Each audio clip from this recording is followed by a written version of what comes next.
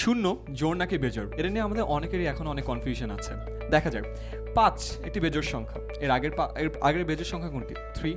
এর আগেরটা 1, এর আগেরটা -1, এর আগেরটা -3। তার মানে কি এক একটা বেজোড় সংখ্যা লাফ দিয়ে দিয়ে যায়। আমরা যদি সেমভাবে যদি জোড় সংখ্যাগুলো দেখি, যেমন 6, এর আগেরটা কোনটি?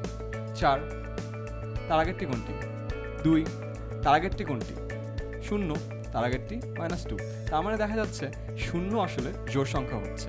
এটাকে আরও আরেকভাবে দেখা যায়, যেমন দুটি বেজোড় সংখ্যা যেমন 3 এবং 5, এর মাঝখানে কিন্তু একটা সবসময় জোড় সংখ্যায় বসে।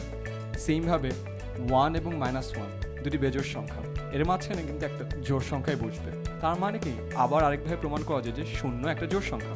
এছাড়াও টুয়াইস n দিয়ে আমরা জোড় সংখ্যা প্রকাশ করি।